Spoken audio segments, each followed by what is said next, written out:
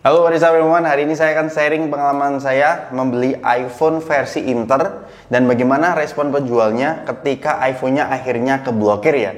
Dan nanti di akhir videonya saya akan ngasih tahu bagaimana solusi untuk bisa mendapatkan sinyal kembali di iPhone Inter kalian. So, tanpa berlama-lama, jangan lupa untuk subscribe. Yuk kita mulai videonya.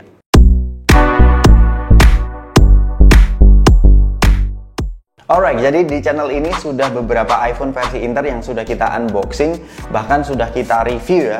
Cuman ada beberapa iPhone yang memang belum terdaftar di Kemenperin. Untuk iPhone 11 Pro dan iPhone 11 itu sudah didaftarkan di Kemenperin. Sampai saat ini memang belum ada masalah. Ini memang belum terdaftar di Kemenperin ya. Jadi pada saat saya unboxing kemarin, saya agak was-was bagaimana dengan kondisi jika dipakai jangka panjang dan akhirnya terblokir dan sudah tidak terdeteksi ya sinyalnya, alias out of service. Meskipun secara regulasi iPhone atau HP-HP versi Inter itu lebih amannya itu terdaftar di Bea Cukai ya, karena sudah ada buktinya, dan secara regulasi juga mereka menekankan iPhone yang versi Inter kalau melalui jalur resmi ya sudah terdaftar di Bea Cukai, bukan di Kemenperin. Kalau di Kemenperin ada yang aman, ada yang terbegal juga. Jadi teman-teman perlu ingat hal itu.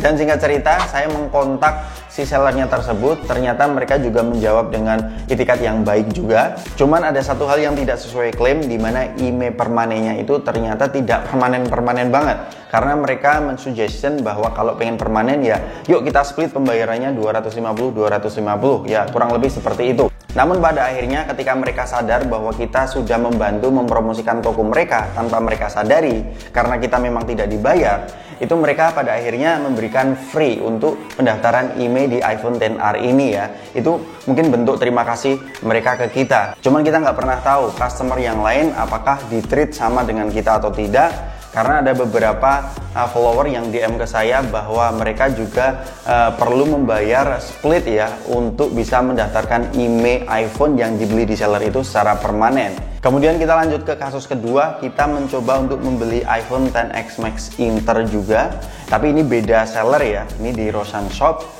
Dan setelah pemakaian kurang lebih 3 minggu sampai 1 bulan, ternyata baterai health-nya turun dari 100% ke 87%. Ini benar-benar parah banget ya kondisi baterai seperti ini. Lalu saya mencoba untuk mengkontak sellernya, saya ceritakan kondisinya seperti ini, bla bla bla bla bla.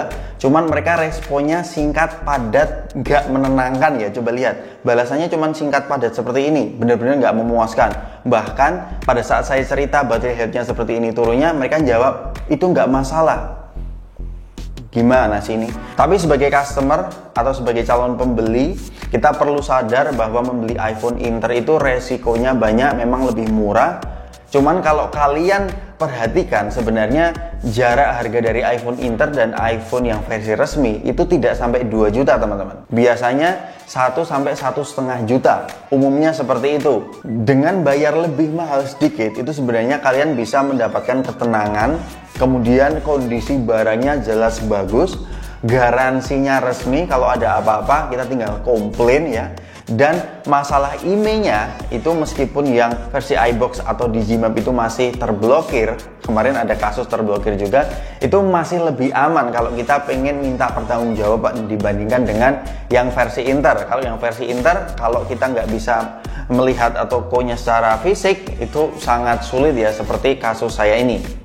Nah, tapi tenang teman-teman, ada 2 solusi untuk bisa mengembalikan sinyal teman-teman dengan 2 cara yang sudah saya lakukan. Yang pertama adalah cara yang aman tapi agak sedikit ribet, yaitu kalian perlu keluar ke Indonesia, bisa kalian sendiri atau kerabat, teman yang sering bolak-balik ke luar negeri. Itu ketika balik ke Indonesia, itu kalian bisa mendaftarkan melalui bandara ya. Di sana ada kantor Bea Cukai, kalian bisa daftarkan di sana. Dan cara ini sebenarnya sudah saya lakukan, jadi kondisi HP saya sudah terblokir di Indonesia. Cuman saya kemarin ke Malaysia, balik ke Indonesia dengan cara didaftarkan melalui bandara. Itu sinyalnya sudah ada dan bisa saya gunakan ya sekarang HP-nya. Namun catatannya, kalau teman-teman pengen melakukan cara yang pertama ini, pastikan teman-teman mengetahui terlebih dahulu nilai dari HP teman-teman. Kalau di atas 500 US dollar itu akan ada biaya pajak yang dibayarkan. Tapi kalau 500 dolar ke bawah itu tidak ada biaya tambahan alias gratis. Cara ini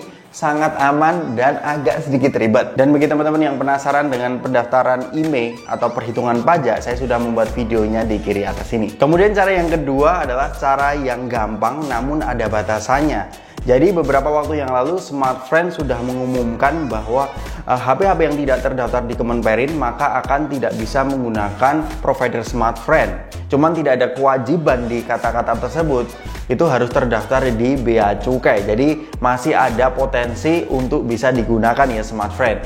Salah satu buktinya adalah saya masih menggunakan HP yang terblokir di provider lain. Ini iPhone XR-nya itu masih bisa menggunakan Smartfren sampai saat ini tanggal 20 November 2022. Tapi nanti mungkin untuk jangka panjangnya satu persatu bakal terblokir semua, tapi sampai saat video ini dibuat ternyata Smartfren masih bisa, beberapa tidak bisa. Jadi teman-teman masih bisa atau tidak, kasih tahu kita di kolom komentar di bawah. Dan pada akhirnya saya sarankan teman-teman untuk membeli iPhone atau HP secara resmi saja, karena meskipun bayarnya sedikit lebih mahal, cuman kalian bisa mendapatkan yang namanya ketenangan, kemudian kondisi barangnya jelas prima, dan proses klaim garansinya jelas. Bayar lebih, tapi bisa mendapatkan lebih aman dan lebih tenang, why not? Alright, itu tadi video dari kita. Kalau teman-teman tertarik dengan video yang lain di channel ini, monggo silahkan lihat videonya. Jangan lupa untuk subscribe dan nyalakan lonceng notifikasinya agar bisa menikmati konten-konten tentang pergadgetan di channel ini. Sampai ketemu di video selanjutnya. Peace out.